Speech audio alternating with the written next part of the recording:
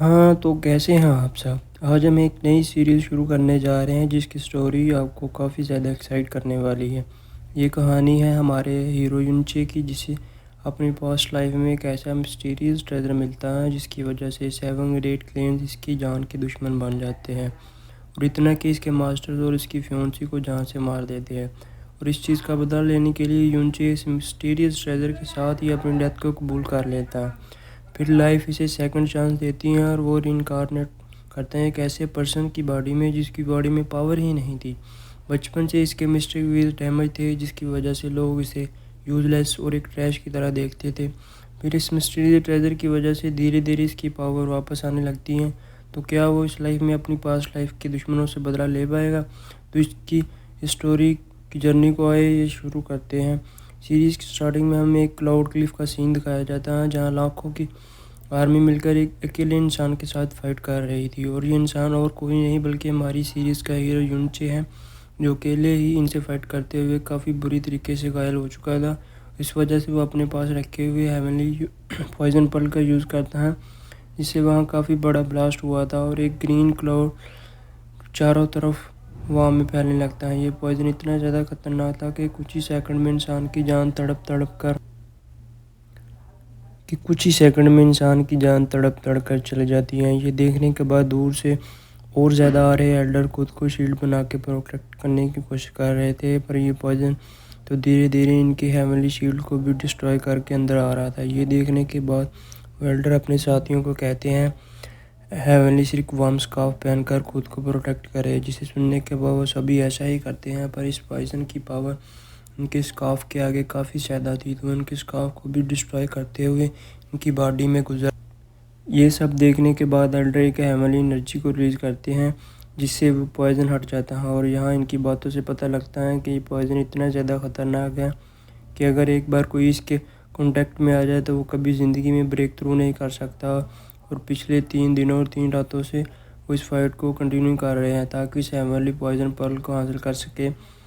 तभी इन्हें cloud Cliff के ऊपर एक और ब्लास्ट दिखता है, जिसके साथ ही इन बाकी एल्डर को भी पता लग जाता है कि युनचे क्लिफ के ऊपर है और वो सब भी इसकी तरफ आगे बढ़ने लगते हैं। दूसरी तरफ अकेला होने के बावजूद भी युनचे काफ़ी अच्छे से इन लोगों को टक्कर दे रहा था। फिर तभी चारों तरफ से इस पर तीर की बौछार होने लगती हैं और वहाँ काफ़ी सारी आर्मी एक साथ ही इस पर अटैक करने आगे बढ़ रही थी, जिनसे फाइट करते हुए हमें युनचे बताता है इस हेवनली पॉइजन पर्ल के बारे में। ये मिस्टीरियस वर्ड का एक इतना खतरनाक ट्रेजर है जिसे रिफाइन करने पर ये अमृत का काम करती हैं। फिर इसका पॉइजन इतना ज़्यादा खतरनाक है कि गॉड और डीमन को भी एक झटके में मार दे, जिनसे हमें पता लगता है कि इस लाइफ में युनचे एक डॉक्टर था जिसके मास्टर के हाथ में ये हेवनली पॉइजन पर्ल लगने के बाद सभी क्लैन के लोग इसे हासिल करने के लिए इसके मास्टर के पास आए और पर्ल ना मिलने की वजह से इन्होंने इसके मास्टर को मार डाला।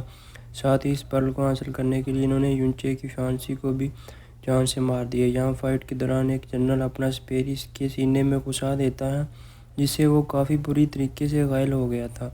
इस सिचुएशन में युनचे हमें अपने बारे में बताता है कि वो चैंग यून कॉन्टिनेंट का युनचे हैं, जो अपने मास्टर और अपनी फैंसी का बदला इनसे नहीं ले पाया।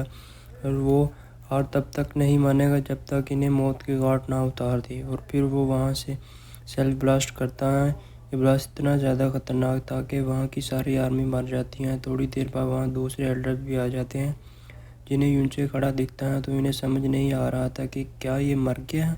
अगर मर गया है तो फिर खड़ा क्यों हुआ।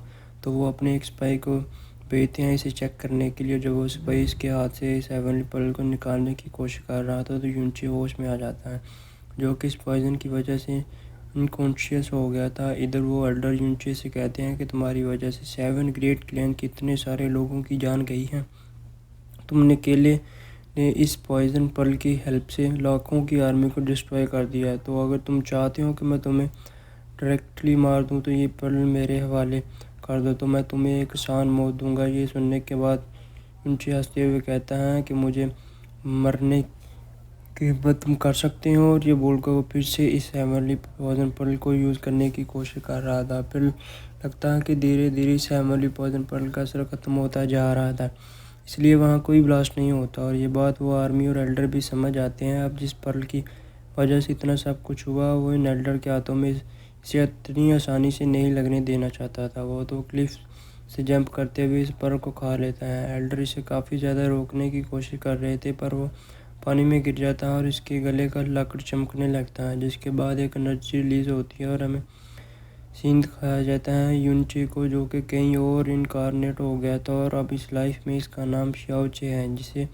इसकी आंट शाओलिंग ची काफ़ी देर से जगाने की कोशिश कर रही हैं।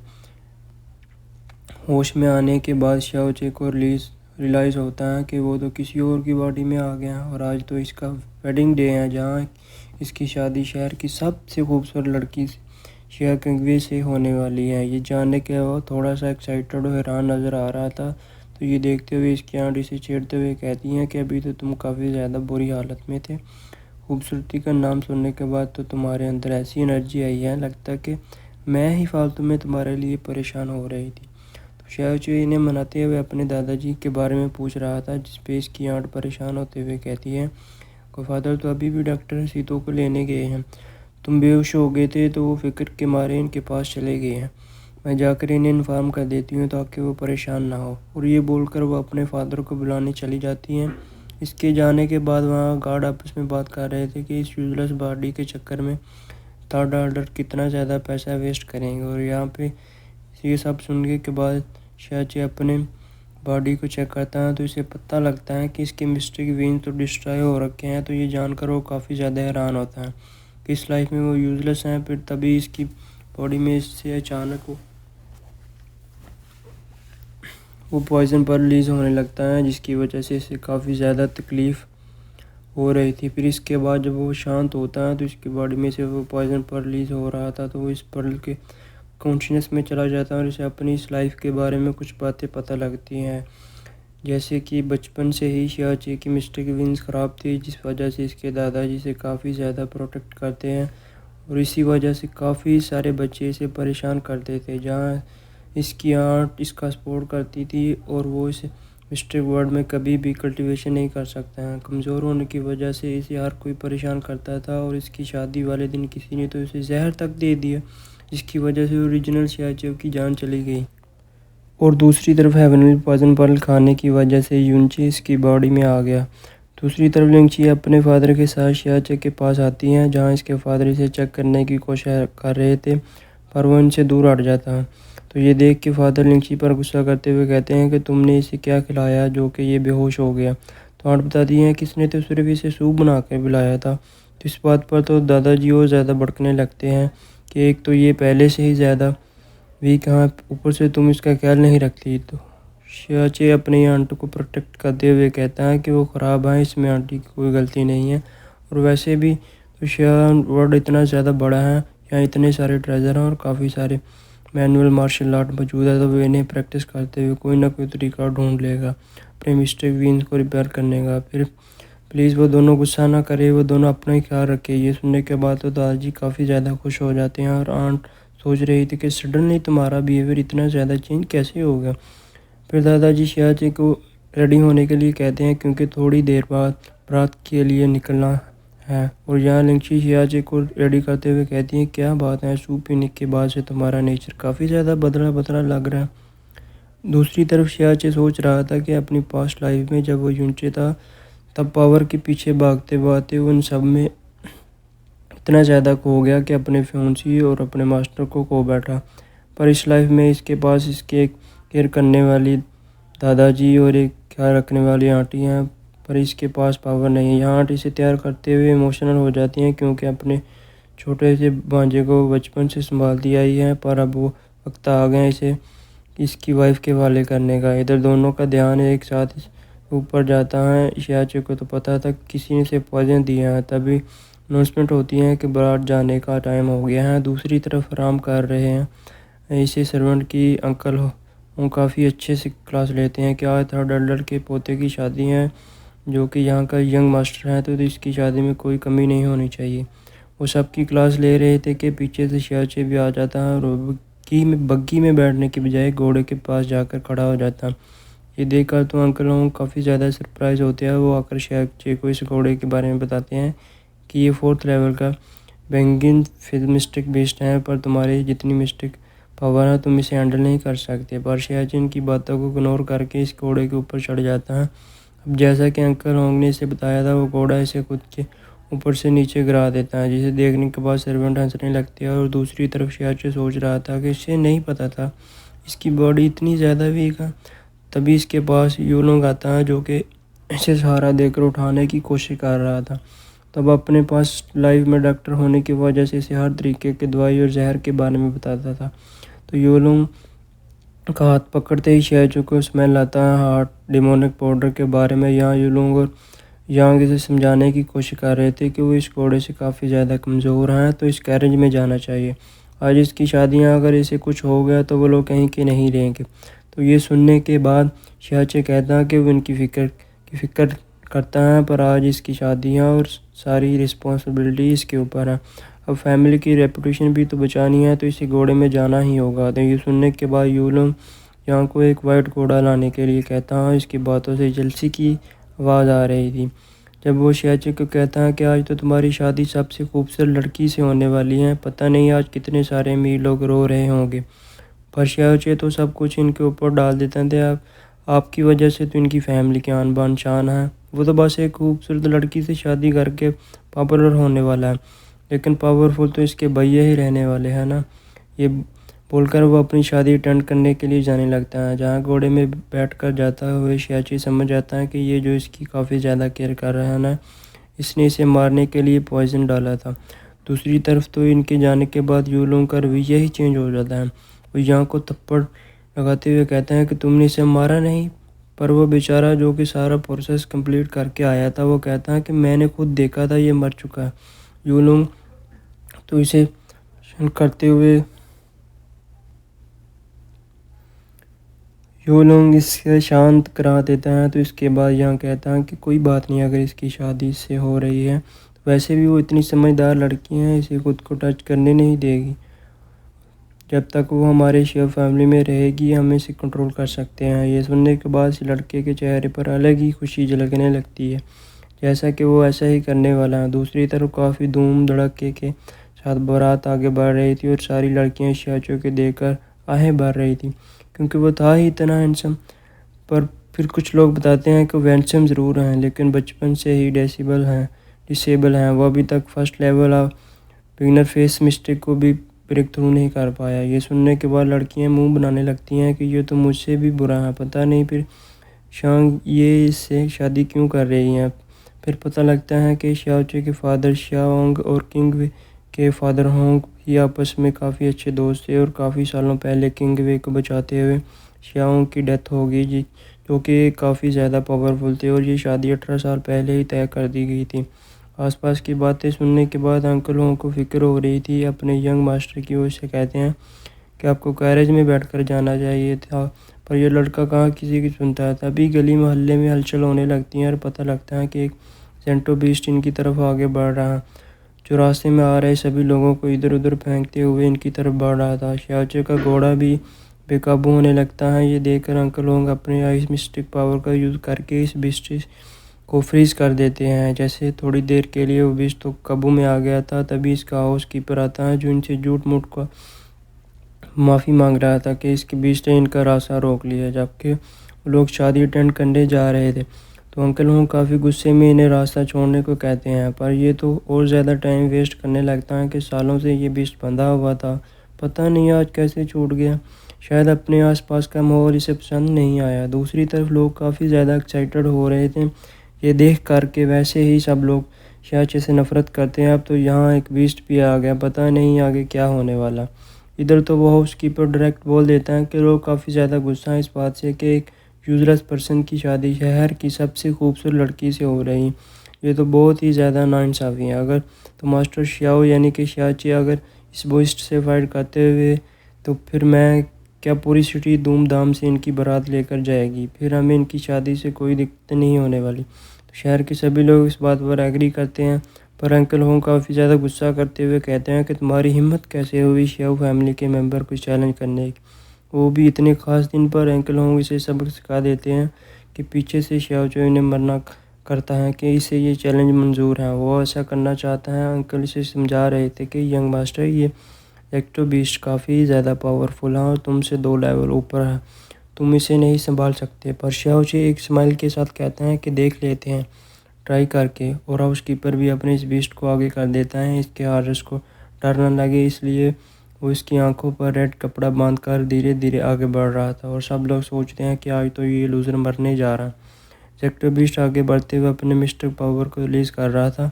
इसे तेज़ी से आगे बढ़ता हुआ देखकर शाओचे भी उसे एक डेथ लुक देता है, और इस बीस्ट को शाओचे के अंदर यूनचे दिख रहा था जो काफ़ी ज़्यादा खतरनाक लगता है देखने में।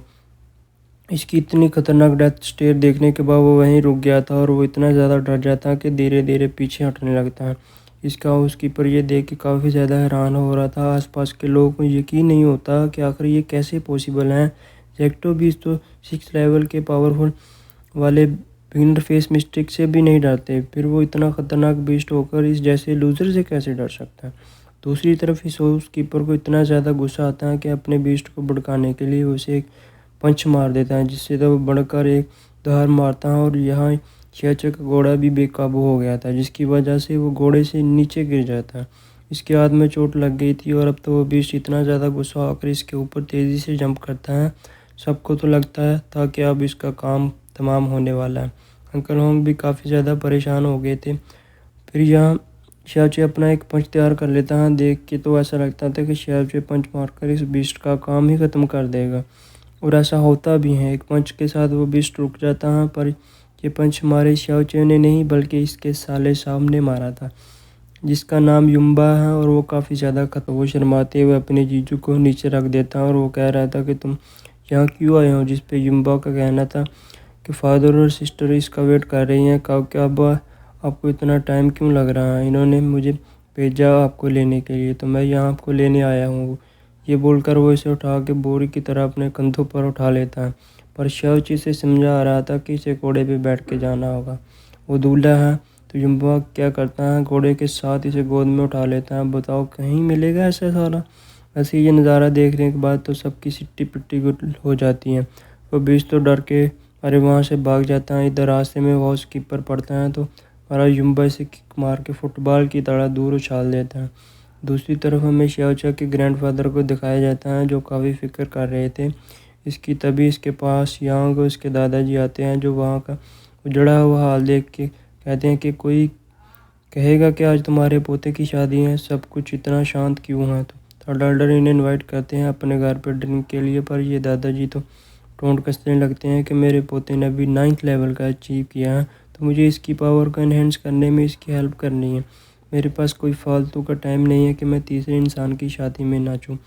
ये बोलकर वहाँ से जाते हुए कहते हैं कि इसका तो बेटा भी मर गया, पोता तो यूजलेस है, लगता है कि इसकी पीढ़ी ख़त्म होने वाली है। दादाजी को ऐसी बातें सुनने के बुरा तो काफ़ी लगता है। दूसरी तरफ हमें शाओचे को दिखाया जाता है जिसे इसके सर्वेंट काफ़ी ज़्यादा ड्रिंक करा देते हैं ताकि अपनी वाइफ के सामने इसकी इमेज बहुत ज़्यादा ख़राब हो जाए, और ये करने के बाद वो काफ़ी खुश होकर जा रहे थे। पर दूसरी तरफ शाओचे को दिखाया जाता है जिस पर कहने लगता है कि मैं पॉइजन मास्टर हूँ, और ये लोग सोचते हैं कि ये मुझे ड्रिंक करा सकते हैं, और फिर वो अपने हाथों से इन सारे ड्रिंक को रिलीज़ कर देता है। दूसरी तरफ किंगवे को दिखाया जाता है जैसे ही अंदर आकर शाओचे की नज़र इस पर पड़ती हैं तो इसकी खूबसूरती देखकर तो वो दंग रह गया था। पर इसने मास्क लगाया था तो वो इसके पास जाकर इसका मास्क उतारने की कोशिश करता है तो वो अपने मिस्टेक आइस का यूज़ करके इसे फ्रीज कर देती है, और इस टेक्निक की हेल्प से इसे ये भी पता लग जाता है कि सामने वाले पर्सन का मिस्टेक बीन्स ख़राब है।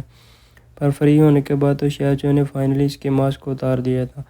फिर वो इसे दूर झटक देती है, और जब शाओचे इसे बिना मास्क के देखता है तो सोच रहा था कि सच में ये बहुत ज़्यादा खूबसूरत है, लोग इसकी तारीफ़ करते हैं तो इसके पीछे वजह तो है।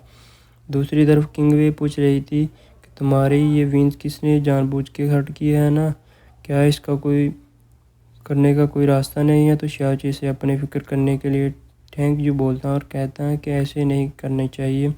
और यहाँ वो किंगवे इसकी पावर के बारे में पूछता है कि तुम्हारी आइस पावर तो बहुत ज़्यादा रेयर है ना, पर अगर इसे आइस क्लोड की पावर चाहिए होगी तो इसके लिए इसे अपने दिल को पत्थर का करना होगा। तो मुझे लगता है कि तुम थोड़ी सी कोल्ड हार्टेड पर्सन हो, इसलिए आइस क्लोड टेक्निक को यूज़ करते हो। शाओचे की इस पावर के बारे में इतनी नॉलेज देकर वो कहती हैं कि तुम तो तुम्हारे ह्यूमर से थोड़े से अलग हो।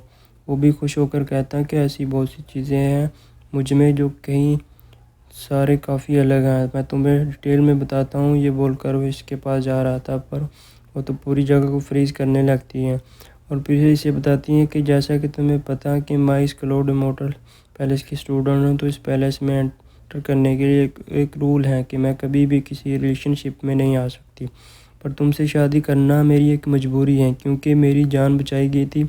पर अब जब हमारी शादी हो गई है तो तुम और मैं कोई रियल कपल की तरह नहीं रहेंगे। तो ये सुनने के बाद शो कहता है कि एक और एरोगेंट लड़की जो कि आइस क्लोड इमोर्टल पैलेस की क्वीन बनना चाहती हैं। तभी किंगवे को पता लगता है कि कोई बाहर है और ये जानने के बाद शाओ टैक्स से लाइट ऑफ कर देता है और इसे कुछ भी कहने को मना कर देता है। दूसरी तरफ यांग जो कि इन पर नजर रख रहा था, वो जाके अपने यंग मास्टर यूलोंग को बताता है कि कैसे शाओ अंदर गया और लाइट ऑफ हो गई। ये सुनने के बाद इसका खून खोल उठता है और काफ़ी गुस्से में कह रहा था कि किंगवे इसकी होना डिज़र्व नहीं करती। वो तो शाओ को छोटे छोटे टुकड़े करके इसको जान से मार देगा। इधर शाओ किंगवे के पास जाकर बैठते हुए कहता है कि बहुत ज़्यादा देर हो गई है, हमें सोना चाहिए, पर वो तो इसे अपनी पावर दिखा के डराते हुए कहती है मेरे पास भी मत आना। फिर वो काफ़ी इनोसेंट बनते हुए कहता है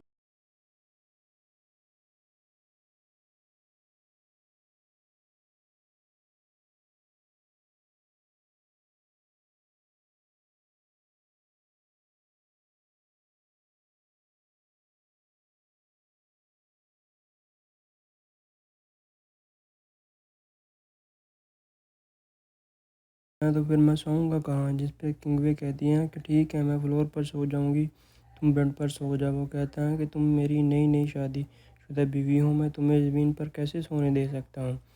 तो बस किंगवे कोई हर्ष नहीं करती, वो इसे ज़मीन पर सोने के लिए ऑर्डर कर देती हैं। ये सुनकर तो इसके सारे अनुमानों पर पानी फिर जाता है। बड़ा लड़की के सामने हीरो बनने की कोशिश कर रहा था। थोड़ी देर बाद का सीन दिखाया जाता है जहाँ किंगवे बेड पर सो रही थी और वो नीचे बैठा था। वो इसे बुलाता है हनी, तो वो इसे काफ़ी गुस्से में कहती है कि दोबारा अगर मुझे हनी बुलाया ना तो वो कमरे से उठाकर बाहर फेंक दूँगी। तो वो एक्टिंग करते हुए कहता है कि मैं अगर ज़मीन पर सोया सारी रात तो कहीं मुझे ठंड न लग जाए। तो चादर उठा के फेंक के मारती हैं और फिर वो इसे कहती हैं कि बस एक महीने की बात है, कुछ दिन सह लो, मैं आइस क्लाउड माउंटेन वापस चली जाऊंगी।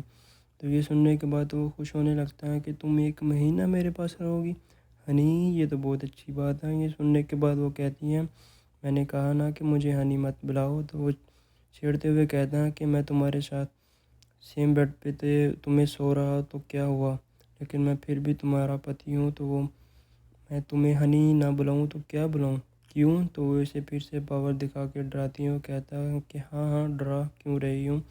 थोड़ी देर सोचने के बाद शैतान फिर से कहता है कि हनी जब तुम चली जाओगी तो क्या हम दोबारा मिलेंगे। वो कहती है नहीं, फिर कल नहीं। तो ये कह रहा था कि मैं 3 जनरेशन का अकेला इकलौता लड़का हूँ, अगर मेरे बच्चे नहीं होंगे तो खाना तो ख़त्म हो जाएगा ना। तो तुम्हारे जाने के बाद क्या तुम मुझे अलाउ करोगी कि मैं किसी दूसरी से शादी कर लूँ। वो आगे कुछ बोल पाता, वो अपनी आइस बाहर निकाल कर इसके गले में रखते हुए कहती हैं कि अगर और कुछ बोला ना तो ठंड में बाहर फेंक दूँगी। तो ये देखने के वो पीछे हटते वे कहता है कि पता नहीं कोई लड़की इतनी भी गुस्सा कैसा कर सकती है क्या। और फिर काफ़ी देर रूम से बाहर जाने की कोशिश कर रहा था, तो वो इसे पूछती हैं कि क्या कर रहे हैं। वो कहता है कि वॉशरूम जा रहा हूँ ना ना जाऊँ, जिस पे वो कहती हैं कि तुम्हें तो आदत है ना कहीं भी करने की, तो कर दो कहीं भी। तो ये सुनने के बाद शेयर चुके ईगो हर्ट हो जाता है क्योंकि जो इसने अल्कोहल फेंका था ना, इसे किंगवे को लगता है कि इसने सुसु की थी। वो कहता है कि तुम्हें क्या लगता है मैं इतना ये पर्सन हूँ, अपनी इमेज की धज्जियाँ उड़ाऊँगा या वहाँ करके। इसके जाने के बाद इसकी बातों पर हंसने लगती है और इधर वो बाहर आने के बाद सोच रहा था कि कितनी कोल्ड ब्लडेड पर्सन है, बिल्कुल इस स्टार की तरह। फिर इसे दूर से एक धमाका सुनाई देता तो इस तरफ जाने लगता। दूसरी तरफ हमें किंगवे के मास्टर को दिखाया जाता है जो कि इसके पास आकर इसे आइस क्लाउड इमोर्टल पैलेस से ले जाने आई थी। पर यहाँ किंगवे अपने मास्टर को समझाते हुए कहती हैं कि इसकी नई नई शादी हुई है, इसे एक महीने का टाइम और चाहिए। तो इसके मास्टर से ये समझा कर चली जाती हैं कि इसे किसी भी रिलेशनशिप में नहीं आना। तो वह हमारे किंगवे के पास एक महीने का टाइम था। दूसरी तरफ क्लिफ के ऊपर जाने के बाद शिवजी का हाथ ग्लो करने लगता और उसे एक अच्छा सा पौधा नज़र आता है। ये पौधा स्टार हिडन ग्रास था, जिससे स्टार हिडन पिल बनाया जा सकता है। और यहाँ दो थे तो वो दोनों को रख लेता है। ये मिलने के बाद काफ़ी ज़्यादा खुश हो रहा था। तभी इसे कुछ एहसास होता है। इधर जाने के बाद इसे एक लड़की दिखाई देती है। इस लड़की की बॉडी में पॉइजन फैला हुआ था। जैसे ही शाओचे इसे छूता है, इसकी बॉडी में भी पॉइजन फैल जाता है। पर शाओचे के पास हेवनली पॉइजन पर्ल होने की वजह से इसकी बॉडी इसे रिफाइन कर लेती है। और जैसे ही इस लड़की को पता लगता है हेवनली पॉइजन पर्ल इसके पास हैं, तो इसको बाइट कर लेती हैं। ये देखकर शियाचो को हैरानी हो रही थी कि इस लड़की को कैसे पता। जैसे ही वो लड़की इसके ब्लड को सक करती हैं, तो हेवनली पॉइजन पर्ल इसे अलाउ कर देती हैं इसके सब कॉन्शियसनेस में माइंड में आने के लिए। ये देख के शियाचो सोच रहा था कितनी खूबसूरत लड़की है, पर कैसे पता बेचारी को पॉइजन दिया जाएगा। यहाँ तभी शियाचो की आंटी से पूछ रही थी कि वो यहाँ क्या कर रहा है। और वो तो आंटी से पूछ रहा था कि आप यहाँ पर क्या कर रही हैं। मैं तो यहाँ वाह खाने आया हूँ। तो आंटी कहती हैं कि झूठ मत बोलो, तुम्हें किंगवे ने लात मार के निकाल दिया ना। तो वो कहता है कि वो तो मेरा ही घर है ना, मुझे मेरे घर से थोड़ी वैसे कोई निकाल सकता है। आंटी को क्या ही करना था। वो उठ करते हुए इसके बाद हमें शाओचे और इसकी आंटी को दिखाया जाता है, जो बचपन की काफ़ी सारी मेमोरीज़ के बारे में बात करते हुए खुश हो रहे थे। और फिर सोचते हैं कि अब ऐसा दोबारा नहीं होगा। पर शाओचे ने यकीन दिलाता है कि इसकी शादी हो गई है तो क्या, पर इसकी आंटी और इसके ग्रैंडपा अभी भी इसके लिए सबसे ज़्यादा स्पेशल है। तो वो दोनों साथ में काफ़ी टाइम स्पेंड कर रहे थे। दूर से किंगवे इन्हें देखकर वहाँ से चली जाती हैं। सुबह होने पर हमारे शियाचू को पता लगता है कि किंगवे आकर इसके ऊपर ब्लैंकेट ओढ़ कर गई थी। तो वो अपने घर के पास आकर चिल्लाते हुए कहता है, हनी तुमने मुझे सुबह उठाया क्यों नहीं? बहुत ज़्यादा लेट हो गया ना, जल्दी चलो, हमें दादाजी से मिलने के लिए जाना है, वो वेट कर रहे होंगे। तो वो भी काफ़ी अच्छे से तैयार होकर आती हैं, जिसे देखकर तो इसका दिल खुश हो गया था। वो दोनों दादाजी से मिल रहे थे, जहाँ दादाजी इनकी शादी को लेके काफ़ी ज़्यादा खुश हो गए थे। किंगवे का प्लान था कि वो इन्हें सब सच बता दे, पर शाओची इसका हाथ पकड़कर इसे दबाता है जैसे कि वो सच में काफ़ी अच्छे कपल हैं। पर वो इसका हाथ झटकते हुए, वैसे तो वो इसे खुद को छूने नहीं देती, पर यहाँ शाओची दादाजी के सामने काफ़ी फ़ायदा उठाता है। वो इसे कंधे से पकड़कर अपने क्लोज कर रहा था, पर यहाँ वो इसे फ्रीज कर देती है। यहाँ पर ये तो दादाजी के सामने कहता है कि हम नेक्स्ट ईयर आपको एक अच्छा सा ग्रेट ग्रैंड चाइल्ड देंगे।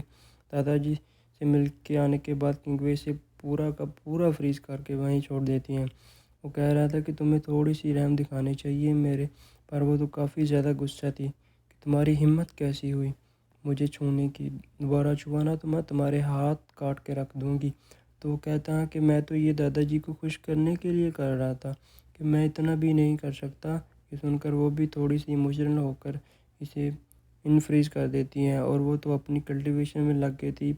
यहाँ ये नोटंकी किए जाकर इसे बड़े प्यार से देखने लगता है। तो वो इसे काफ़ी गुस्से में घूर कर कहती हैं कि क्या है। तो वो कह रहा था कि हनी, आज जब मैंने तुम्हारा हाथ पकड़ा था ना, तो मैंने जो कहा था वो सच कहा था। वैसे मैंने जब तुम्हारा हाथ पकड़ा तो मैंने गलती से तुम्हारी नब्ज़ पकड़ ली थी, तो मुझे तुम्हारे बारे में कुछ बातें पता लगी हैं कि जब भी तुम अपनी आइस मिस्टर की पावर को यूज़ करती हो तो तुम्हारी बॉडी 3 मिनट के लिए फ्रीज़ हो जाती है।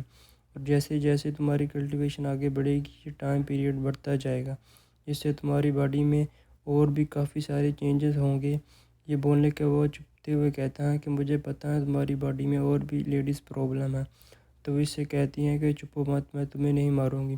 तो वो फिर काफ़ी सोचते हुए कहता है कि मैंने जो कहा वो सच है ना। तो वो बताती हैं कि हाँ ये सच है। आइस क्लाउड मोटर पैलेस के लोगों को काफ़ी ज़्यादा प्रैक्टिस करनी पड़ती है, जिस वजह से वक्त के साथ साथ इनकी बॉडी वीक होती जाती है। तो ये सुनने के बाद शाओचे कहता है कि यही वजह है ना कि तुम्हारे सेक्ट के लोग काफ़ी कम जीते हैं बाकी सेक्ट के मुकाबले, और इतनी हार्ड प्रैक्टिस की वजह से वो अपनी माँ बनने की शक्ति खो देती हैं।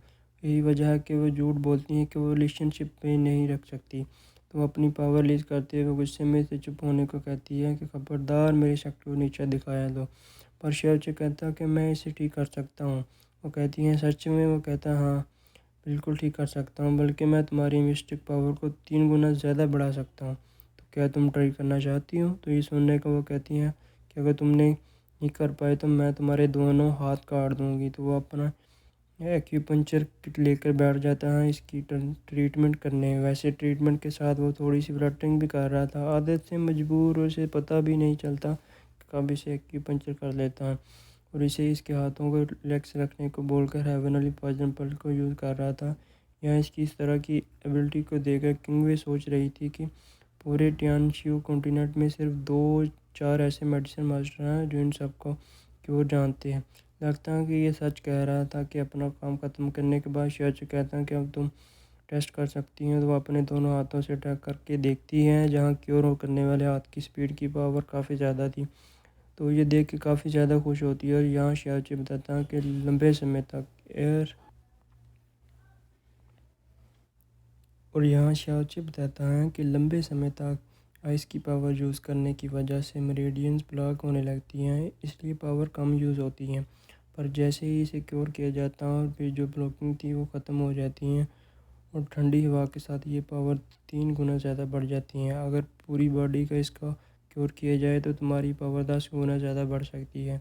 तो ये सुनने के बाद किंगवे कह रही थी कि क्या तुम ये कर सकते हो? वो कहता है कि हाँ, तुमने देखा ना, मैंने एक मेडिकल डॉक्टर हूँ तो मैं ये कर सकता हूँ। तो किंगवे से पूछती हैं कि क्या तुम मेरी हेल्प करोगे? तो कहता है हाँ, तो फिर अपने कपड़े उतारो। तो वो इसे फिर से अपनी पावर दिखा के डराते हुए कहती है मरना है तुम्हें? वो कहता है कि अगर तुम्हारे मेरिडियंस को अनब्लॉक करना है तो तुम्हारी बॉडी को डिटॉक्सिफाई करना होगा ना, तो कपड़े उतारने पड़ेंगे। और अगर मुझ पर यकीन नहीं तो खुद से कर लो। इसका तो दिल कर रहा था कि अब इसकी बात मानते हुए किंगवे अपनी ड्रेस को उतार देती हैं और ये देखने के बाद तो ये टर्की जनाब बहुत ज़्यादा खुश हो जाते हैं कि वाओ, मैं तो जीत गया। और फिर काफ़ी फोकस के साथ वो एक्यूपंक्चर स्टार्ट करता है, जहाँ किंगवे की पूरी बॉडी को रिफाइन करने के लिए हमारे शियाचू को काफ़ी ज़्यादा दिक्कत हो रही थी। फिर थोड़ी देर की मेहनत के बाद वैसे पूरी तरीके से हील करके कहता है कि आज जैसा सेशन हुआ ना, ऐसे 6 और करने पड़ेंगे, फिर वो पूरी तरह से ठीक हो जाएगी। वैसे आज शियाचू की इतनी बुरी हालत देखने का उसे पूछती है कि तुम्हें क्या हुआ? तो वो कहता है कि क्या तुम्हें लगता है कि ये करना आसान है? तुम्हारे जैसे 10th लेवल की जीनियस को हील करने के लिए मुझ जैसे फर्स्ट लेवल की सारी पावर लग गई। बेचारा मैं, ये बोलकर वहाँ से जाने लगता है। वो इससे पूछती है कि तुम कहाँ जा रहे हो? तो बस अब जनाब की नौटंकी स्टार्ट हो जाती है कि मैं इतनी थकान के बाद अब नीचे तो नहीं सोने वाला, तो मैं कोई रूम ढूंढने जा रहा हूँ जहाँ मैं तन्हा अकेला सैडनेस के साथ सोऊं। अब इसने इसकी इतनी हेल्प की थी, तो ये बात जानने के बाद किंगवे से कहती हैं कि तुम बेड पर सो सकते हो। तो ये सुनने के बाद तो जनाब नाच उठते हैं कि वाह, मैं फिर से जीत गया। थोड़ी देर बाद बेड का सीन दिखाया जाता है, जहाँ वो किंगवे से कह रहा था कि तुम्हें सच में ये करने की ज़रूरत नहीं थी, क्योंकि इसने बीच में तकिया लगा दिया था। वो कहता है कि जितनी तुम्हारी मिस्टिक पावर है ना, मैं अगर तुम्हारे पास आया तो तुम मुझे फूंक मार के उड़ा सकती हो। जब देखता है कि वो कोई रिस्पॉन्स नहीं करी, तो वो कहता है कि हनी, तुम मेरी एक हेल्प करोगी? वो कहती हैं क्या? वो कहता है हनी, जब तुम आइस क्लोड इमोर्टल पैलेस जाओ ना, तो मेरे लिए 3 चीज़ें लेकर आना। 7 मिस्टिक का लिंगलोंग, रास पर्पल पर्ल्स, स्काई क्रिस्टल और मिस्टिक बीस्ट प्लेट। वो तो ऐसे मांग रहा था जैसे कि धनिया पुदीना नींबू मांग रहा है। पर यहाँ किंगवे कहती हैं कि ये तो हेवन और अर्थ का ट्रेजर है ना, ऐसे एक साथ किसी को नहीं मिलते, पर तुम्हें ये तीनों एक साथ क्यों चाहिए? तो काफ़ी सीरियस होते हुए कहता है कि अपने मिस्टेक विंस को रिपेयर करने के लिए। तो वो इसे प्रोमिस करती है कि वो ला कर देने की कोशिश करेगी। यहाँ नेक्स्ट मॉर्निंग का सीन दिखाया जाता है, जहाँ शियाओ चे अपनी वाइफ किंगवे के पास जाकर इसे किस करने ही वाला था कि तभी घंटी की आवाज़ से इसकी नींद टूट जाती है और पता लगता है कि ये तो सपना था। तो इसे तो काफ़ी गुस्सा आ रहा था कि अगर किसकी हिम्मत हुई इतनी सुबह सुबह बेल बजाकर मेरा मूड ख़राब करने की। अच्छा भला सपना तोड़ दिया। और फिर हमें पता लगता है कि ये बेल मीटिंग हॉल का था, जहाँ थर्ड एल्डर पहुँचते हैं तो इनकी नज़र पड़ती है यूलोंग के ग्रैंडफादर और फैमिली हेड के बीच में बातें चल रही थी। तो वो जाकर पूछते हैं कि अगर आखिर इतनी सुबह सुबह ये बेल क्यों रिंग की? फिर फैमिली हेड इनके पास खुश होकर जाते हुए बताते हैं कि हमें श्योर ट्राइब से एक लेटर रिसीव हुआ। तो ये सुनकर थर्ड एल्डर और भी काफ़ी ज़्यादा सरप्राइज होते हैं। फैमिली हेड बताते हैं कि जब से इनकी फैमिली ल्यूयन सिटी पर आकर बसी हैं, तब से 100 सालों से इनके साथ कोई कांटेक्ट नहीं था, पर अब फाइनली इनकी तरफ से एक लेटर रिसीव हुआ है। वो न केवल लोग अपनी फेवरेट सन को यहाँ भेज रहे हैं, बल्कि हमारे यहाँ के एक डिसाइपल भी अपने साथ शेयर ट्राइब में लेकर जाएंगे। तो ग्रैंडफादर ये सुनकर काफ़ी ज़्यादा खुश होते हैं कि इन लोगों ने हमें नॉलेज किया। तो ये सुनकर फैमिली हेड यहाँ एल्डर का कहना था कि वो अपने पोते को भेजेंगे ताकि इसके मिस्टेक भी ठीक हो सके, पर फैमिली हट का चेहरा उतर जाता है ये सुनने के बाद। इधर यूलोंग के दादाजी आकर ऐसे प्रटेंड करने के लगते हैं जैसे कि ये लेटर स्पेशली इनके पोते के लिए आया है। यहाँ वो अपने पोते यूलोंग की काफ़ी ज़्यादा तारीफ़ कर रहे थे कि इन्हीं को भेजना, वो बहुत ज़्यादा स्ट्रॉन्ग है, यहाँ का नाम रोशन करेगा। पर फैमिली हेड इसके हाथ से वो लेटर लेकर कहते हैं कि हमारे सेक्ट में और भी बहुत सारे टैलेंटेड बच्चे हैं, इसलिए हमें बाकी सब के बारे में भी सोचना होगा ना। तो ये सुनने के बाद वाल्टर कहते हैं कि मेरे पोते यूलोंग के अलावा और कौन है जो यहाँ पर पावरफुल है, इससे कोई टक्कर लेने की सोचेगा। और यहाँ वो शियाचे की काफ़ी ज़्यादा बेइज्जती करते हुए कहते हैं कि वो तो एक लूज़र है, इसके पीछे कितने ट्रेजर वेस्ट करेंगे। ये सुनने के बाद दादाजी को काफ़ी ज़्यादा गुस्सा आ जाता है और यहाँ एल्डर और ज़्यादा भड़कते हुए कहते हैं कि तुम्हें क्या लगता है कि शियाचे तुम्हारे पोते को नोटिस करेंगे? वो इतनी ज़्यादा यूज़लेस हैं, इतने सालों में तो काफ़ी कुछ इसके ऊपर वेस्ट कर चुके हो। अब मुझे नहीं लगता कि इस अपॉर्चुनिटी को इसके पीछे वेस्ट करना चाहिए। आपकी हिम्मत भी कैसे हुई ये कहने की, ये सोचने की कि आप शाउ ट्राइब वाले को अपने बेटे को भेजेंगे वहाँ। अब तो वो थर्ड ऑर्डर का शब्द जवाब दे देता और वो अपने पावर को रिलीज करते हुए इस पर अटैक करने वाले थे। यहाँ थर्ड ऑर्डर का पावर इतना ज़्यादा था कि फैमिली हेड भी इनके आगे कुछ नहीं कर पाते। यहाँ इनके दादाजी ने रुकने को कहते हैं, ये कहते हुए कि तुम्हारे जाने के बाद तुम्हारे पोते का ख्याल शाउ सेक्ट वाले रखने वाले हैं। ये बात एकदम सच थी। तो सुनने के बाद दादाजी शांत हो जाते हैं और फिर काफ़ी गुस्से में वहाँ से काम का बहाना करके निकल। यहाँ सेकंड एल्डर की हालत बहुत ज़्यादा बुरी हो गई थी। दूसरी तरफ हमें किंगवी को दिखाया जाता है जो अपने मेरिडियंस के अनब्लॉक होने पर अपनी पावर के टेस्ट कर रही थी, और अभी इसकी पावर सच में 3 गुना ज़्यादा बढ़ने की वजह से वो काफ़ी अच्छे से प्रैक्टिस कर पाती हैं। वो प्रैक्टिस करते हुए इतनी खूबसूरत लग रही थी कि यूलोंग इसे देखते रह जाता। और जब ये चीज़ किंगवी नोटिस करती हैं तो वो शांत हो जाती हैं। या यूलोंग इससे बात करने के लिए आगे बढ़ रहा था तो वो इसे साफ साफ सीधे सीधे शब्दों में कह देती हैं कि आपचे अभी यहाँ नहीं है। और वो तो इसे मक्खन मारने लगता है कि मैं तो आपसे मिलने आया था, सुना कि आपके 18 सालों में ही 10th लेवल की जीनियस बन गई, मैं तो आपको देखना चाहता था। पर वो कह देती हैं कि मैं प्रैक्टिस करने में बिज़ी हूँ। तो ये सुनने के बाद तो इसका मुँह बन जाता है कि कितनी एरोगेंट है। फिर वो कहता है कि आप गलत समझ रही हो, मैं तो आपके साथ प्रैक्टिस करने आया था, मैं इस पूरे सेक्ट में सबसे ज़्यादा पावरफुल हूँ, तो क्या आप मेरे साथ प्रैक्टिस करना पसंद करेंगे? ये सुनने के बाद वॉइस के साथ फाइट करने लगता है। जहाँ किंग वे अपनी पावर को यूज़ भी नहीं करती, काफ़ी स्मूथली से घायल कर देती हैं। अब ये देखने के बाद तो वो और ज़्यादा जोश में आकर इसके साथ फाइट करने जाता है। इस बार तो वो अपनी पावर भी रिलीज़ कर रहा था, पर मिस किंगवे इसे घुमाकर ऐसा ज़ोरदार चांटा मारती हैं ना कि घूमते घूमते दूर गिर जाता।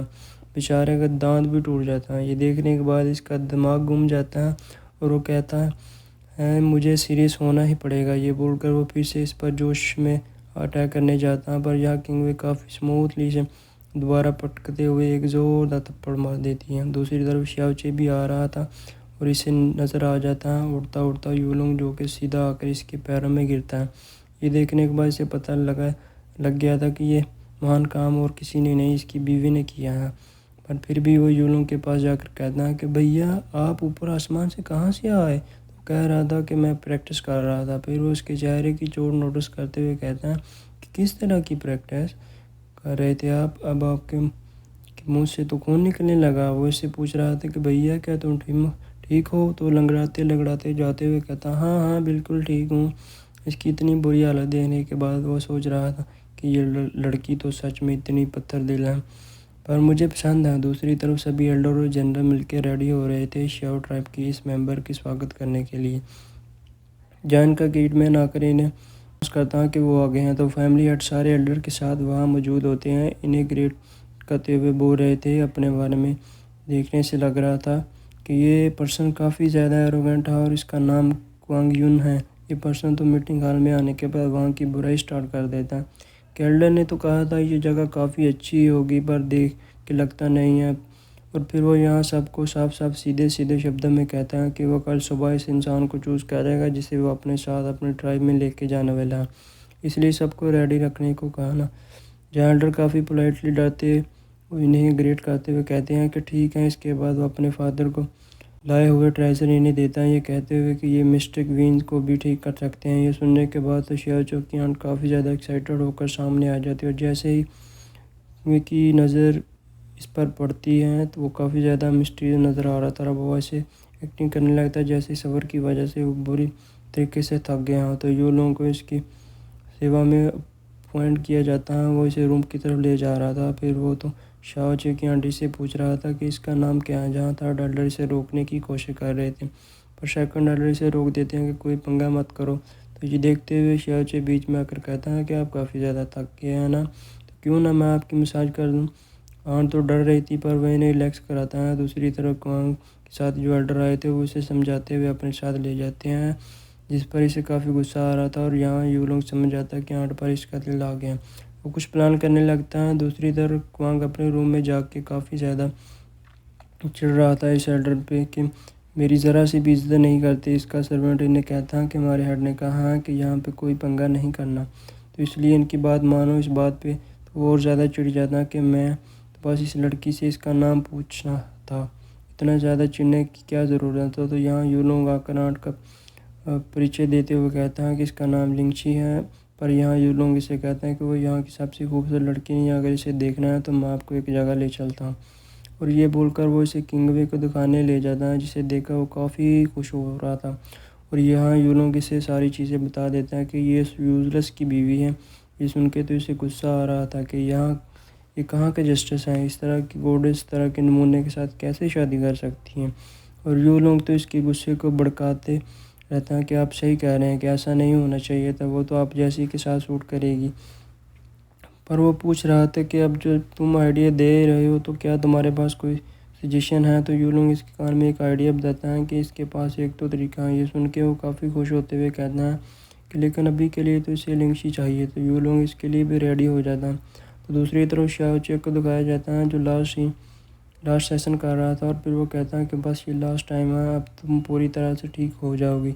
यहाँ किंगवे शाओचे से पूछती है कि अगर तुम्हें हमारे आइस क्लाउड के बारे में इतना सब कैसे पता है, ना सिर्फ तुम्हें पता है बल्कि तुम इसके टेक्निक के बारे में सारी चीज़ें जानते हो, तो तुमने ये सारी चीज़ें कहाँ से पता की थी। ये सुनने के बाद शाओचे अपने मास्टर के बारे में बताता है कि वो काफ़ी अच्छे पर्सन थे, इन्होंने मुझे सारी चीज़ें सिखाई हैं।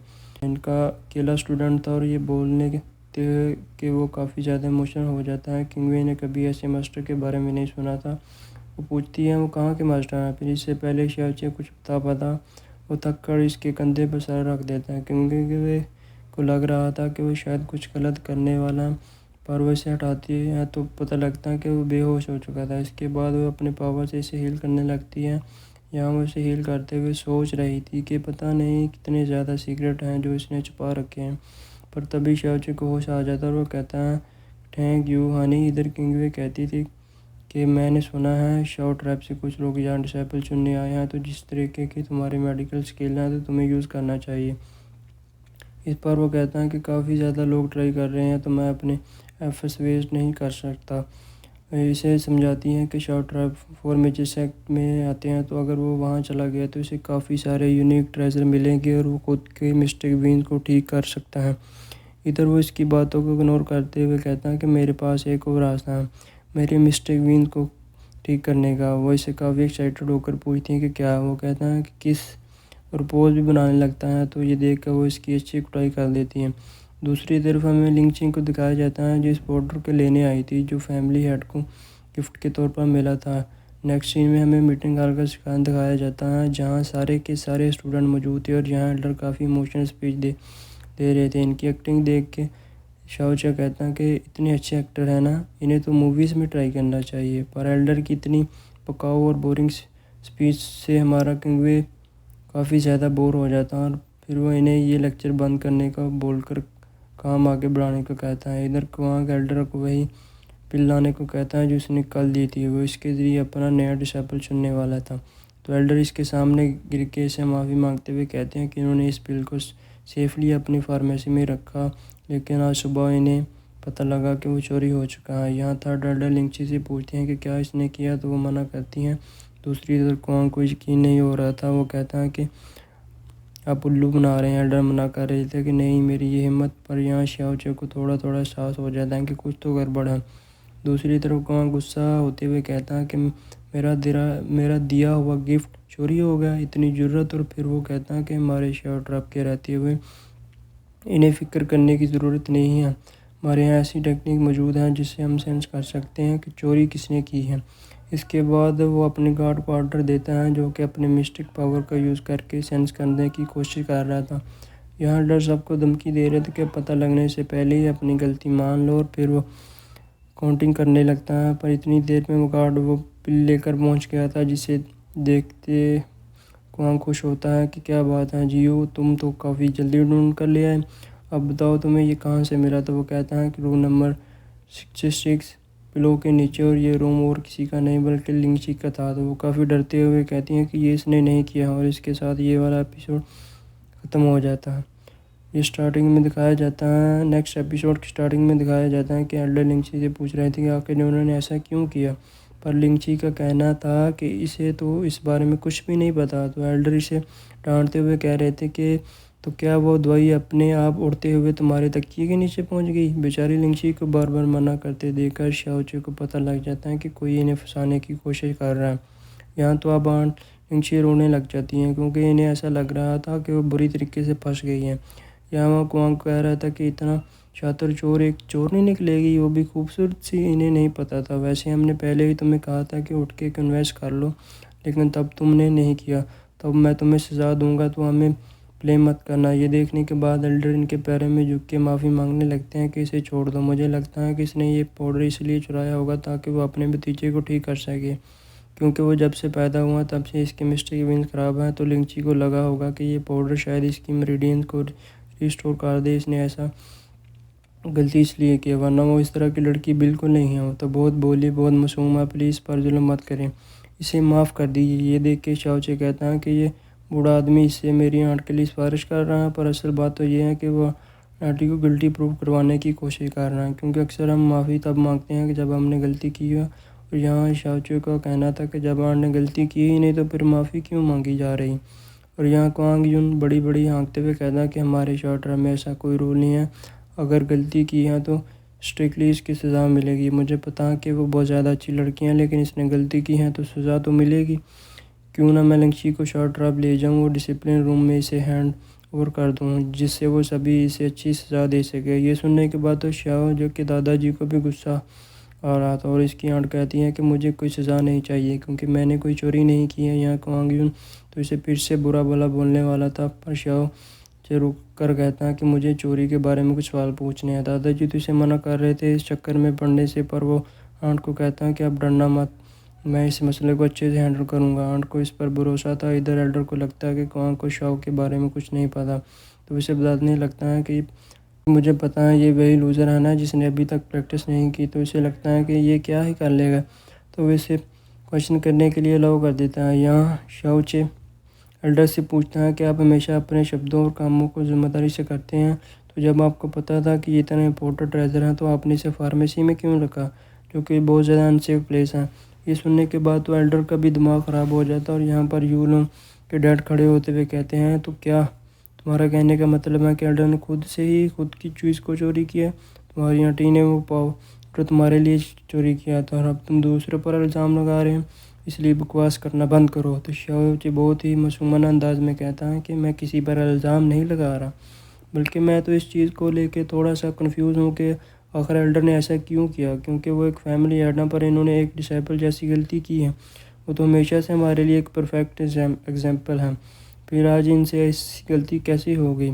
तो एल्डर खुद को डिफेंड करते हुए कहते हैं कि वो मिस्टिक पाउडर काफ़ी ज़्यादा स्पिरिचुअल थी, और फार्मेसी में ऐसी बहुत सारी दवाइयाँ मौजूद हैं, तो इसलिए मैंने इसे दवाइयों के साथ रख दी है। और शव सेक्ट के लोग इतने ज़्यादा अच्छे बिहेव करते हैं कि कभी इन्होंने ऐसी कोई हरकत नहीं की, तो मुझे नहीं पता था कि ये हरकत होगी कि कोई इसे चोरी कर लेगा। और ये बोलते हुए वो आंट की तरफ देख रहे थे। तो हुलंग के डैड कहते हैं कि देखा तुमने, खामख्वा तुम्हें एल्डर पे इल्ज़ाम लगा रहे हैं। ये सुनने के बाद शाओ जो कहते हैं कि ठीक है मैं समझ गया। फिर वो एल्डर से पूछते हैं कि जब आपने इसे बॉक्स को फार्मेसी में रखा होगा तो वहाँ तो और भी ज़्यादा दवाइयाँ मौजूद हैं, फिर तो इस दवाइयों का सेंट इस बॉक्स में ज़रूर पड़ा होगा, तो क्या आप मुझे वो बॉक्स दे सकते हैं ताकि मैं स्मेल करके देख सकूं। एल्डर को तो काफ़ी ज़्यादा गुस्सा आ रहा है। दूसरी तरफ क्वांग सर्वेंट जीवो आगे आकर कहता है कि वो मिस्टिक पावर काफ़ी ज़्यादा प्रीशियस चीज़ है, हम ऐसे किसी को नहीं दे सकते।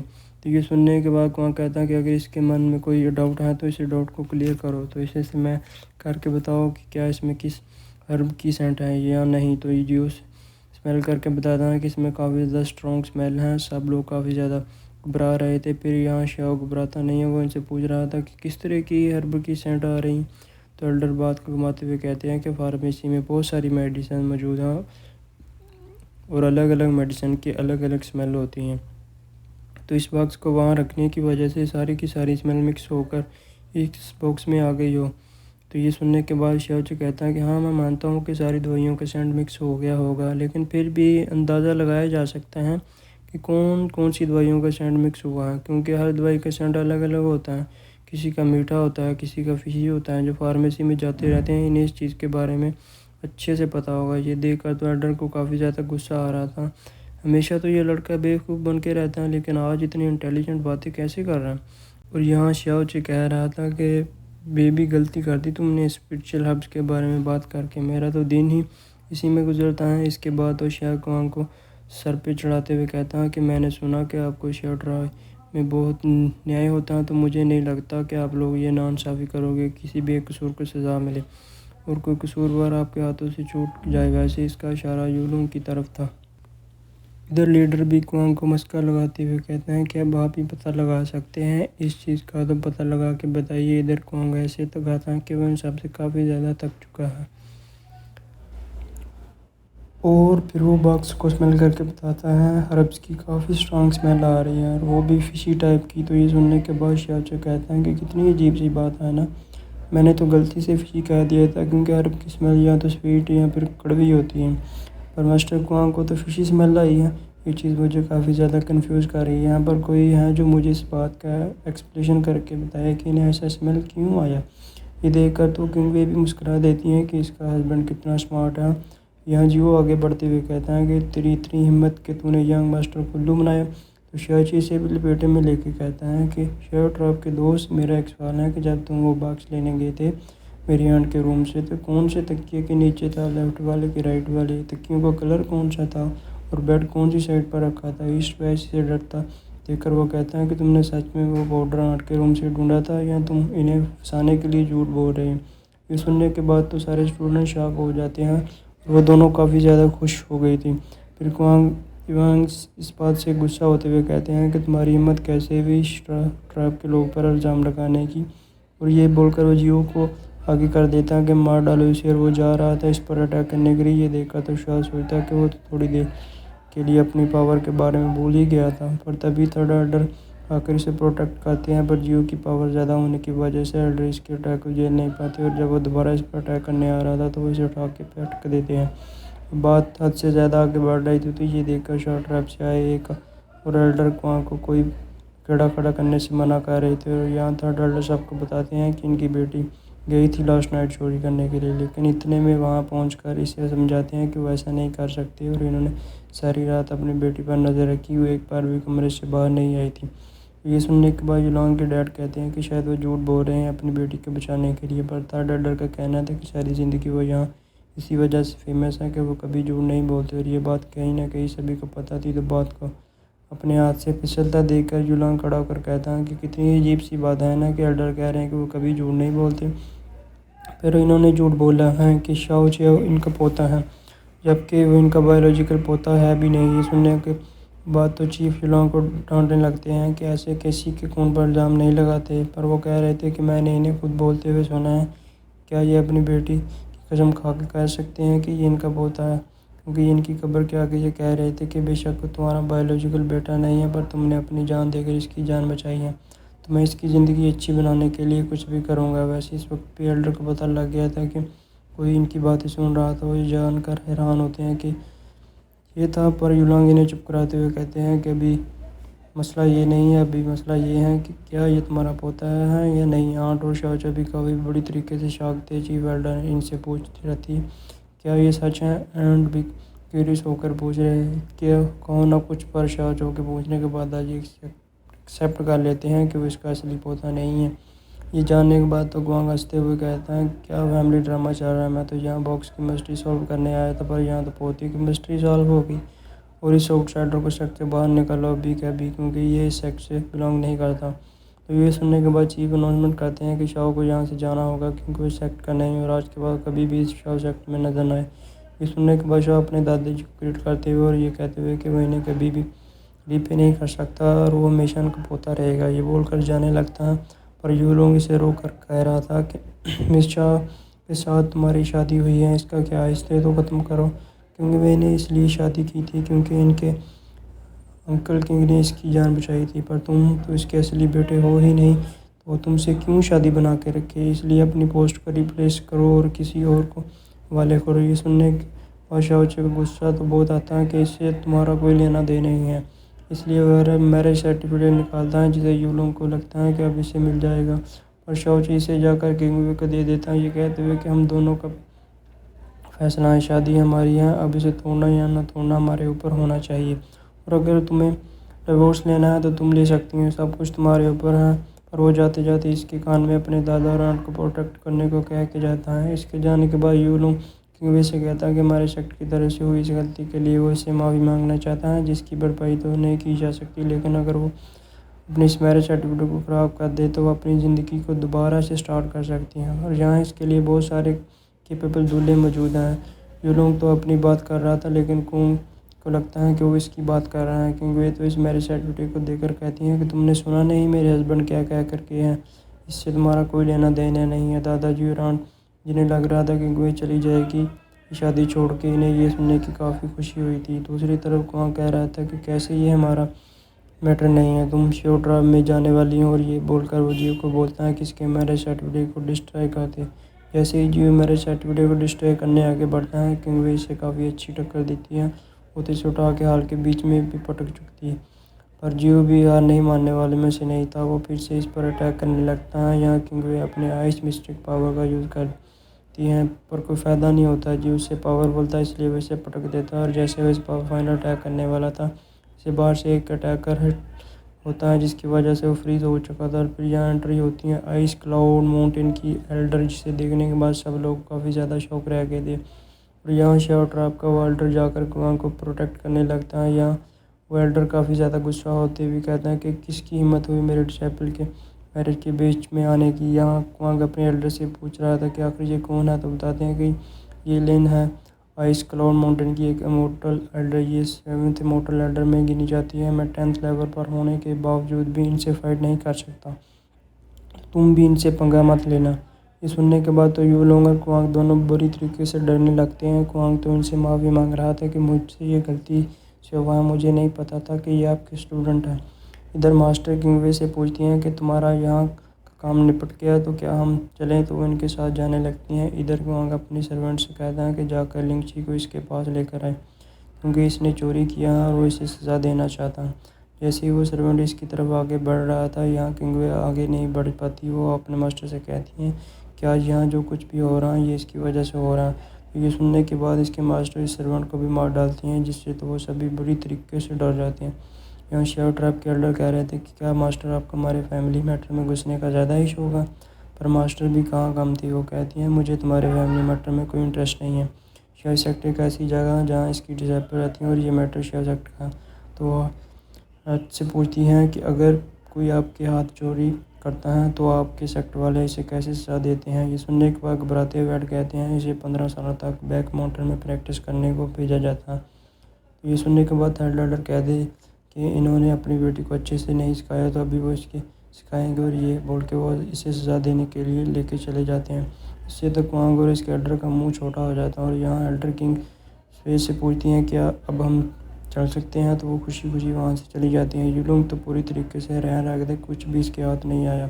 तो कुआंग यूं तो शाओचे के जाने को दुश्मन बन चुका था। दूसरी तरफ शाओचे को एक खंडर जैसी जगह में दिखाया गया था, जहाँ वो बैठे बैठे ये सोच रहा था कि इसकी लाइफ में आने वाले लोग हमेशा खतरे में क्यों पड़ जाते हैं।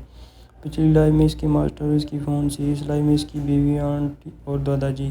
पर वो सोच रहा था कि इन सब से बदला लेने का एक ही तरीका है कि अब मैं इन्हें दिखाऊंगा कि पावरफुल मास्टर कैसे होता। वो एक मिरेकल डॉक्टर बनने वाला था, और वो एक क्रीपी सी स्माइल देता है। इसके हाथ में स्टार डिवाइन पौधा था, तो इसे अपने फ्रेंड्स में रिफाइंस करके एक स्टार डिवाइन पिल में कन्वर्ट कर देता है। और ये करने के बाद वो कह रहा था कि यूलोंग अब मैं तुम्हें बताता हूँ अब तो बस तुम मेरे पास वापस आने का इंतज़ार करो। इसी के साथ ये वाला एपिसोड ख़त्म हो जाता है।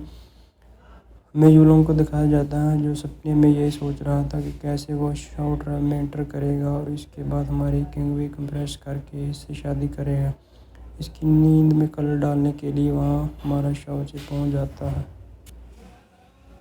वैसे वो अपने हाथ में एक खंजर लेकर आया था जिससे वो निशाना साध के इसके पेट में घुसा देता है। ये अटैक हमारे यूलोंग के मेरिडियन पर हुआ था जिसकी वजह से वहाँ बहुत बड़ा ब्लास्ट हो गया था और बुरी तरीके से तड़पने लगता है। तभी वहाँ चीफ एल्डर आते हैं जो इससे पूछ रहे थे कि आखिर ऐसा किसने किया, और फिर वो उसके खंजर को बाहर निकाल के कहते हैं वो इसे हील कर देंगे और परेशान हो। यहाँ यूलोंग चीफ एल्डर को इस मिस्टिक पावर के बारे में बताते हैं जिससे इसकी जान बचाई जा सकती थी। तो ये सुनने के बाद एल्डर भी राज़ी हो जाते हैं, और दूसरा सर्वेंट आकर एल्डर को बता रहे थे कि फार्मेसी में बुरी तरीके से आग लग चुकी है। तो अब एल्डर परेशान होने लगते हैं कि कहीं इनका मिस्टिक पाउडर डैमेज ना हो जाए। एल्डर तो फटाफट फार्मेसी की तरफ दौड़ते हैं ताकि जो कुछ बचाया जा सके वो बचा पाएँ। दूसरी तरफ हमें शाओ को दिखाया जाता है जिन दोनों गार्ड को मार के बेहोश कर यूलोंग के सामने आ गया था। यूलोंग तो इसे देखकर काफ़ी ज़्यादा शौक हो जाता है। इधर शाओ इस खंजर मारते हुए कहते हैं कि हाँ ये मैं हूँ, तुम्हें क्या लगता था मैं यहाँ नहीं आऊँगा? मेरी शादी वाले दिन मुझे जहर देकर मारने की कोशिश की, तुम्हें क्या लगा इसका बदला नहीं चुकाऊँगा? मेरी आंटी को फ्रैंक किया, दादाजी की इंसल्ट की, मुझे धक्के मार के शासक से बाहर निकलवा दिया, तो इसके बदला तो नाम देना ज़रूर आना था।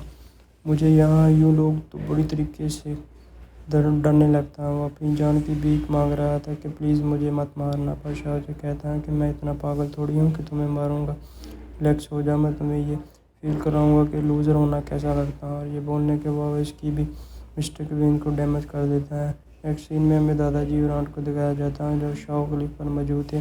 इनसे मिलने शाओ से आता है तो आंट खुशी के मारे इसके गले लगा लेती हैं, और यहाँ दादाजी इसे बता रहे थे कि वो ये सीक्रेट इसे कभी नहीं बताते, पर वो इसे छुपा कर भी नहीं रख पाते।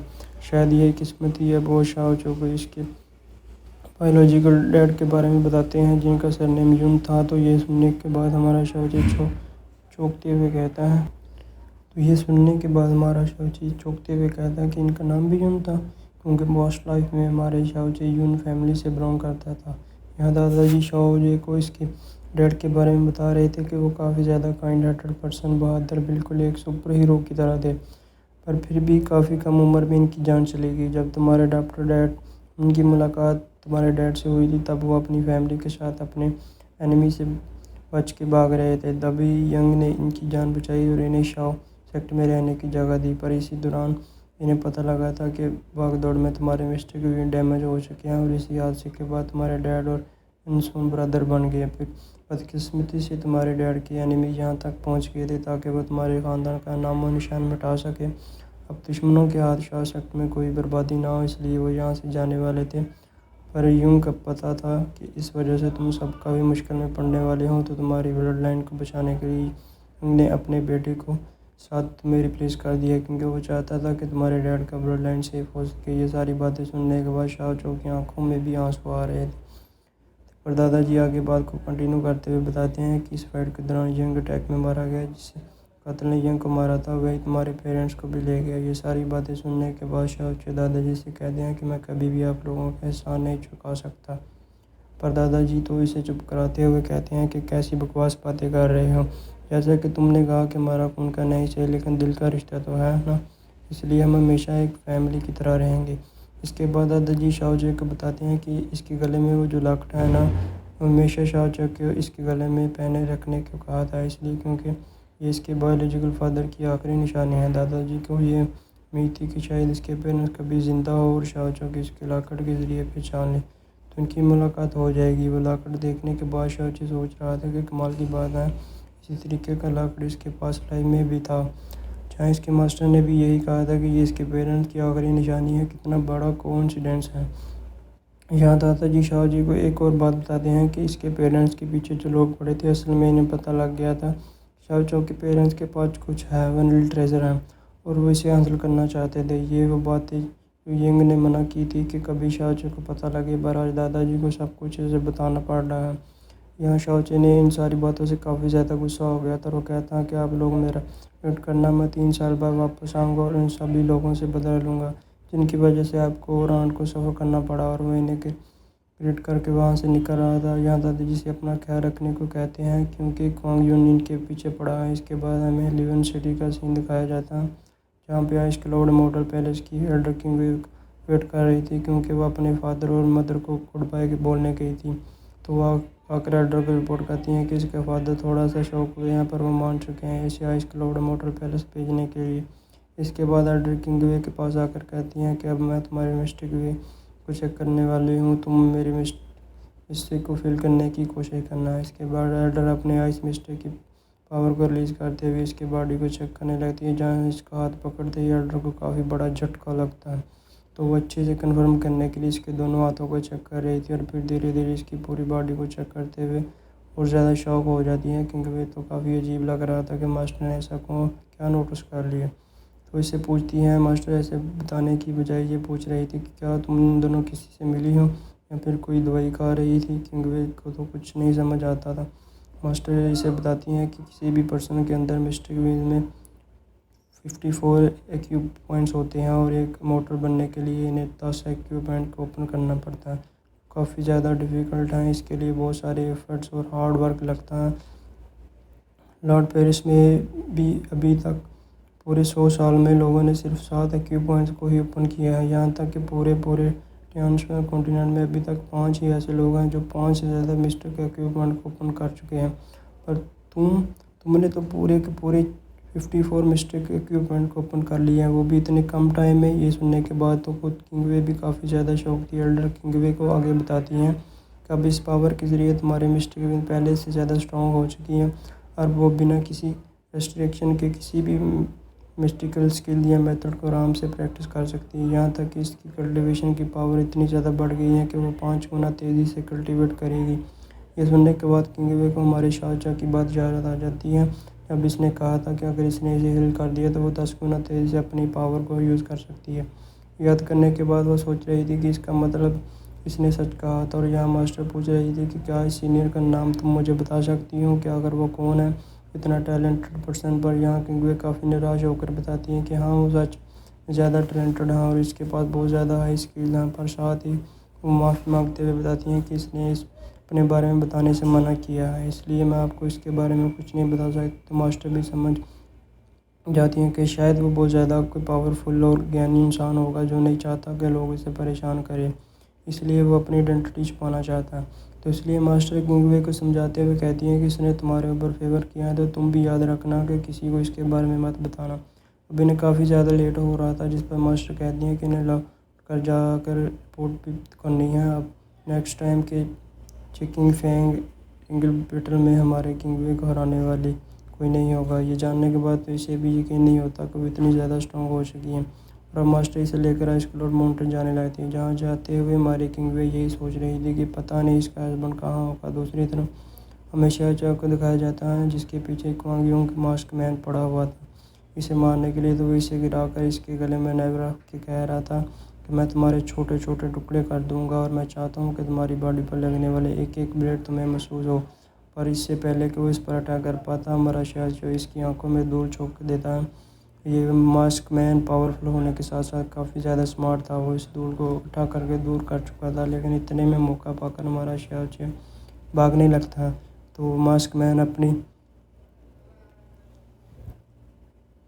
मैन अपनी मिस्टेक पावर को यूज़ करके इसे हिट करके ज़मीन पर गिरा देता है। गिरने के बाद शाहजहाँ को पता लगता है कि आसपास काफ़ी पॉइजन वाले पौधे हैं जिनसे इसे कुछ फ़र्क पड़ता नहीं क्योंकि इसके पास हेवनली पर्ल हैं। जो जैसे ही वो मास्क मैन दोबारा इस पर अटैक करने के लिए आगे बढ़ रहा था शाहजहाँ इसके ऊपर इस पौधे को फेंक देता है जिसे इस मास्क मैन ने कैच करके पकड़ लिया था और अब इसके हाथ में वो जहर फैलने लग जाता है। तो वो जहर इसकी बॉडी में न फैल जाए इसलिए वो अपने हाथ को काट के इस जहर को बाहर निकाल लेता है। पर तब तक मौका पाकर में शाहजहाँ भागने लगा था। फिर भी इसका पीछा नहीं छोड़ता बल्कि अपना वेपन इसकी तरफ फेंक देता है। अब शाहजहाँ जैसे ही इसके वेपन से हिट होने वाला था तभी वो लड़की जिसकी इसने जान बचाई थी वो इस खंजर को पकड़ते हुए इस मास्क मैन छोटे छोटे टुकड़े कर देती हैं। थोड़ी देर के लिए सब कुछ शांत हो गया था। शाहजहाँ को भी समझ नहीं आता क्या हुआ, पर कुछ ही देर में इस इंसान के छोटे छोटे टुकड़े पत्थरों के साथ मिक्स हो गए थे और शाओची ये देखकर काफ़ी ज़्यादा हैरान होता कि ये लड़की जग गई, पर अपनी स्पिरिट पावर को यूज़ करने की वजह से बुरी तरीके से थक गई थी। यहाँ हमें ये भी पता लगता है कि इस लड़की को गॉड किलिंग पॉइजन दिया गया था, जिसकी वजह से इसकी स्पिरिट बहुत ज़्यादा वीक पड़ चुकी है। शाओची उठते हुए कहता है कि मैंने तुम्हारी जान बचाई थी, तुमने मेरी अब हिसाब बराबर हो गया। यहाँ शाओची तो इसे खुद से इंट्रोड्यूस करते हुए कहता है कि मेरा नाम युनचे है, अब सिर्फ अपना असली नाम यूज़ करने वाला है। ये वो लड़की तो गुस्सा होते हुए इसका गला पकड़ कर कहती है कि ये हेवनली पॉइजन पल एक हेवनली ट्रेजर है, तो इसने तुम्हें अपना ऑनर कैसे माना। वैसे वो लड़की काफ़ी ज़्यादा गुस्से में नज़र आ रही थी, तो ये देखकर जुनचे कहते हैं अगर तुम मुझे मानना ही चाहती थी तो अपनी जान खतरे में डाल के मुझे थोड़ी क्या बचाती, वो भी इतने रिस्क में जब तुम्हारी स्पिरिट पूरी तरीके से पॉइजन से बड़ी हुई है। इतना सुनने के बाद वो और ज़ोर से इसका गला दबा देती हैं। इधर यूनचे बताता स्टार्ट कर रहा है कि तुम्हें जो पॉइजन दिया गया है ना, केवल इससे तुम्हारी बॉडी डैमेज नहीं हुई बल्कि स्पिरिट भी डैमेज हो चुकी है। यहाँ वो लड़की जब खुद पे ध्यान देती है तो इसके बदन के आर पार एक पत्ता आर पार हो जाता है। अब ये देखने के बाद यूनचे मुस्कुराने लगता है, क्योंकि इसका प्लान काम जो कर रहा था, वो मैनिपुलेट जो कर रहा है इस लड़की को। यहाँ वो फिर से मीठी मीठी बात करते हुए कहता है अगर तुम्हें मुझे मारना है तो मार के वो पढ़ ले सकती हो और फिर अपनी जान बचा सकती हैं। पर इतना सुनने के बाद वो तो इसे छोड़ देती हैं और फिर पूछ रही थी कि तुम तो एक लूज़र हो ना, फिर तुम्हें इतनी सारी नॉलेज कैसे है। तो वो अपनी तारीफ करते हुए कहता है क्योंकि मैं एक जीनियस डॉक्टर हूँ और अगर यहाँ पर कोई ऐसा है जो तुम्हें हील कर सकता है तो केवल मैं हूँ।